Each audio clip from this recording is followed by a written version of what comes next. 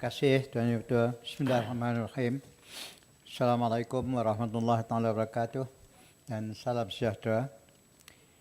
Tuan Ibu Ketua, Kementerian Pengajian Tinggi ingin mengucapkan terima kasih dan menghargai keprihatinan empat orang ahli yang berhormat senator yang memberikan pandangan dan saranan membina semasa sesi perbahasan rang Undang-Undang Perbekalan tahun 2021. Semua isu yang telah dibangkitkan oleh ahli-ahli yang berhormat, senator akan saya jawab dan jelaskan dengan sebaik mungkin, insyaAllah.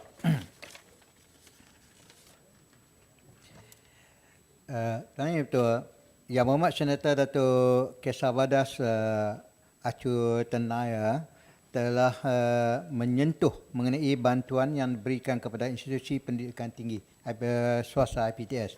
Sebagaimana Yang Berhormat Senator sedia maklum, IPTS ditubuhkan di bawah Akta Syarikat Pindaan 2016, Akta 777. Dan perkara ini membolehkan IPTS merangka dan menguruskan pengoperasian institusi mereka berdasarkan peruntukan-peruntukan yang termaktub dalam akta berkenaan. Sungguh pun begitu, Kementerian Pengajian Tinggi amat prihatin dan sentiasa memastikan bantuan sewajarnya dapat diberikan kepada IPTS sendiri, khususnya dalam aspek khidmat nasihat dan konsultansi, dan juga kepada pelajar di IPTS dalam bentuk bantuan keuangan. Dan sukacita dimaklumkan antara bantuan yang disediakan kepada IPTS adalah pertama, memberikan lebih banyak peluang dan kelulusan kepada IPTS untuk melaksanakan persijilan berdasarkan pengalaman terdahulu yang dikenali sebagai akreditasi pembelajaran berasaskan pengalaman terdahulu ataupun dengan izin Accreditation of Prior Experimental Learning (APEL) melalui Agensi Kelayakan Malaysia. Dan yang keduanya, menyediakan garis panduan dan pelan tindakan yang komprehensif bagi aktiviti penggabungan dan pemerolehan izin merging and acquisition. Melaluinya, IPTS boleh mengenal pasti individu ataupun syarikat lain yang berpotensi untuk menyumbangkan suntikan modal dalam memastikan pengoperasian IPTS dapat berjalan lancar. Yang ketiga, membenarkan IPTS untuk menerima kemasukan lulusan Diploma Kemahiran Malaysia DKM dan Diploma Lanjutan Kementerian Kemahiran Malaysia DLKM bagi mengikuti pengajian ke peringkat ijazah sarjana muda tahap 6 kerangka kelayakan Malaysia melalui surat berkeliling bertarikh 21 April 2020.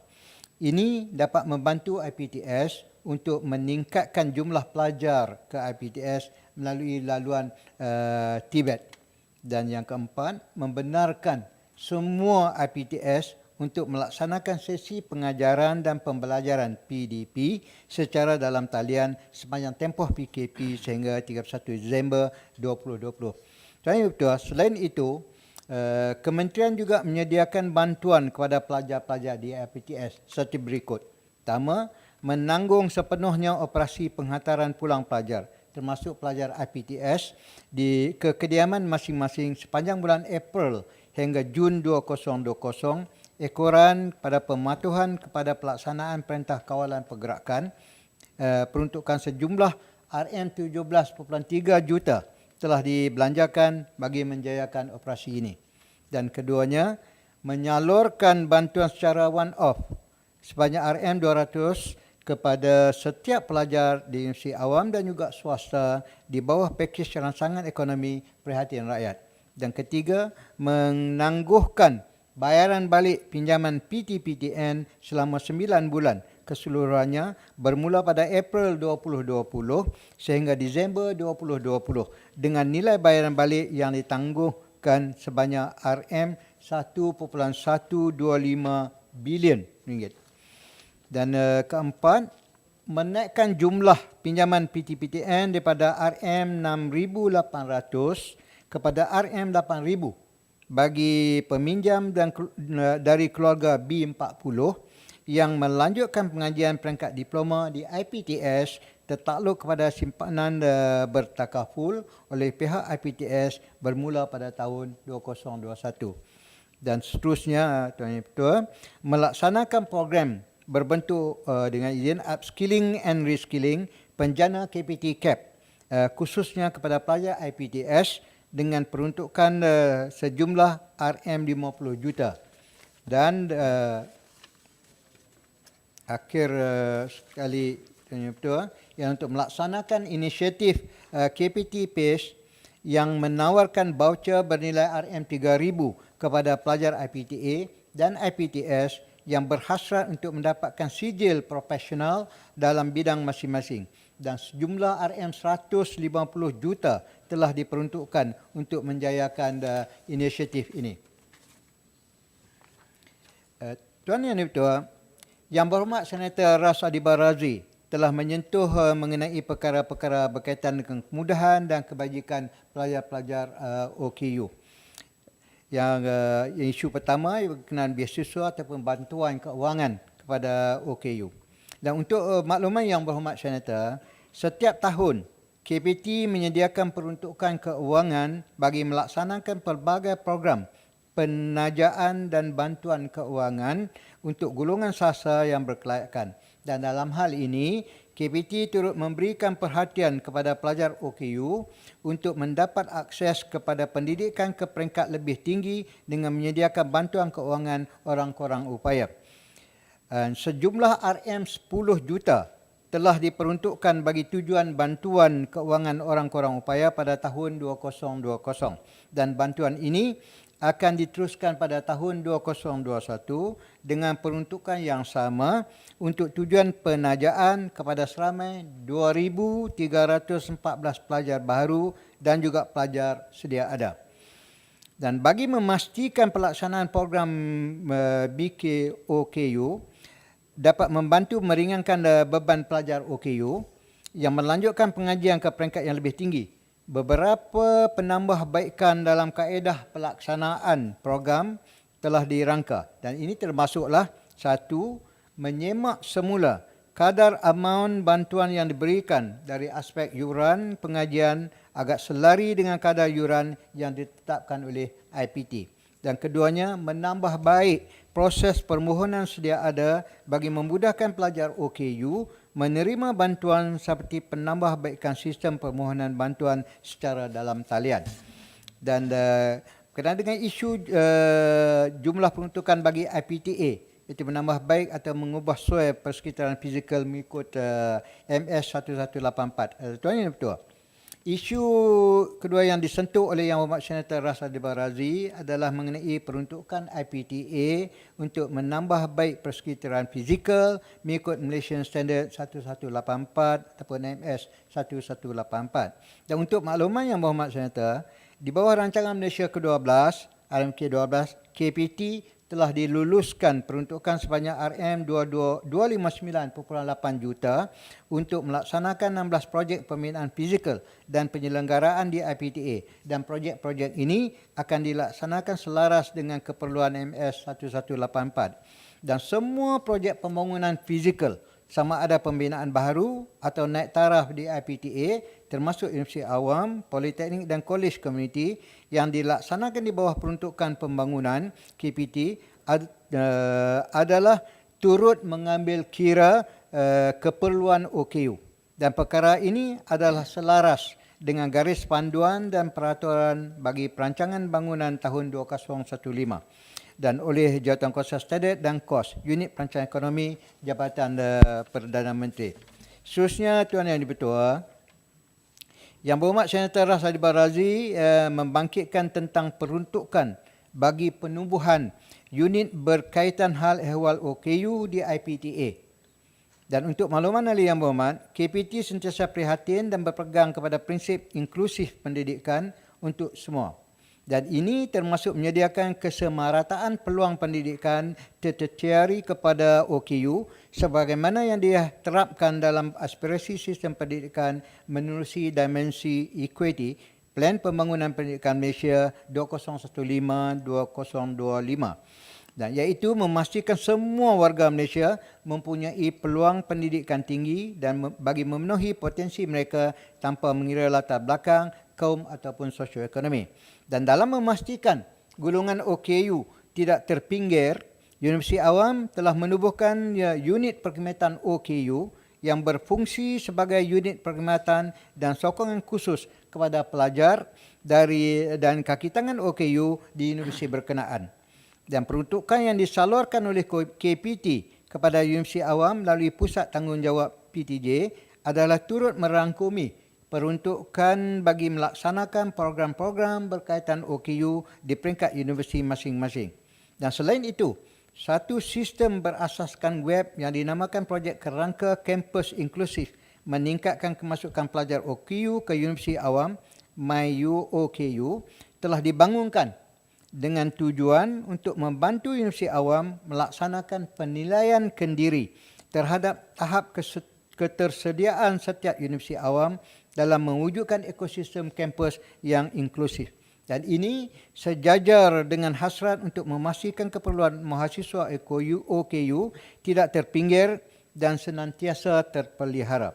Dan ketersediaan Universiti Awam untuk menerima kemasukan siswa OKU dinilai berasaskan instrumen yang berteraskan tadbir urus, pengajaran dan pembelajaran, perkhidmatan sokongan dan accessibility serta ketersambungan persekitaran kampus.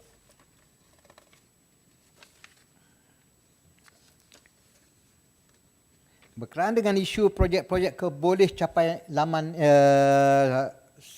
sesawang, iaitu web accessibility di setiap IPTA. Isu keempat yang dibangkitkan oleh Yang Berhormat Senator Ras Adiba Razi adalah tentang peruntukan bagi projek keboleh capaian laman sesawang di IPTA. Dan Kementerian sentiasa berusaha untuk meningkat dan menaik taraf pelaksanaan, peralatan dan rangkaian teknologi maklumat di setiap IPTA, termasuklah keboleh capaian laman sesawang ataupun web accessibility dengan izin di Universiti Awam, Politeknik dan Kolej Komuniti.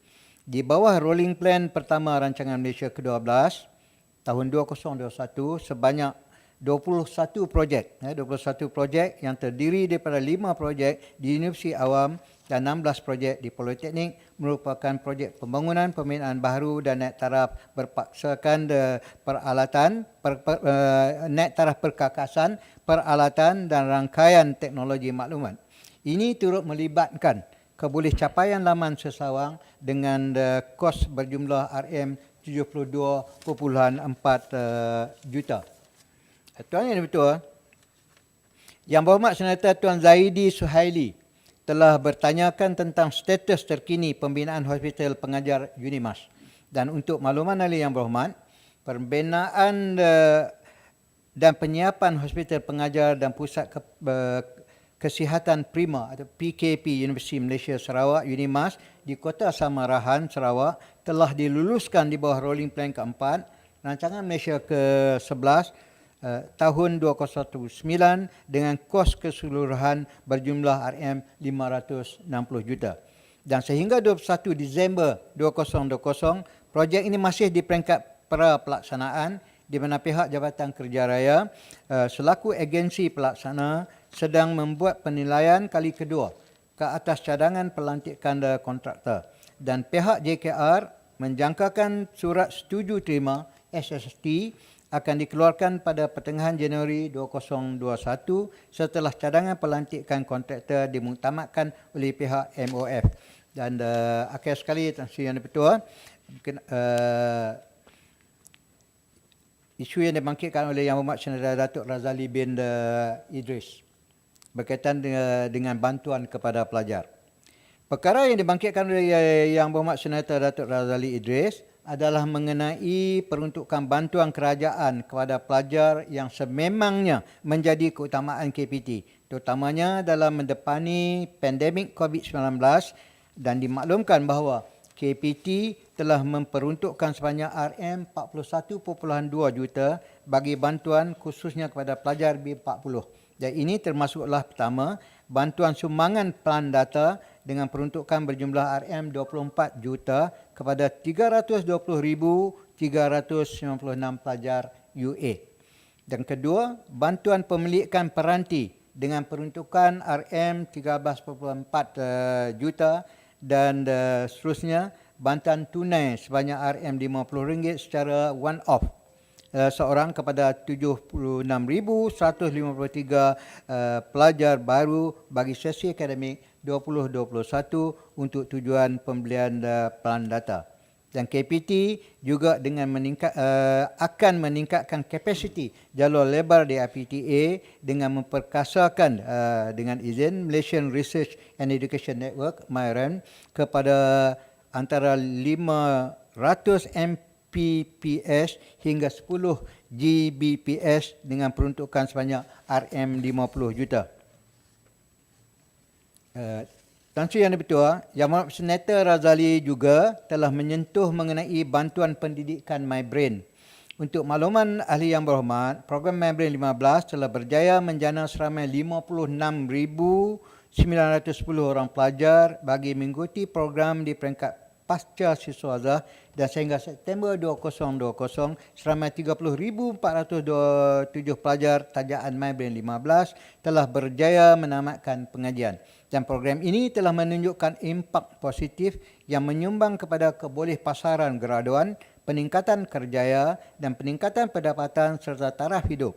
Sehubungan dengan itu, KPT telah mengemukakan cadangan bagi meneruskan pelaksanaan program MyBrain 15 ini kepada unit perancangan ekonomi Jabatan Perdana Menteri, dan KPT berhasrat menjadikan program ini sebagai satu daripada program berimpak tinggi di bawah rancangan Malaysia ke-12.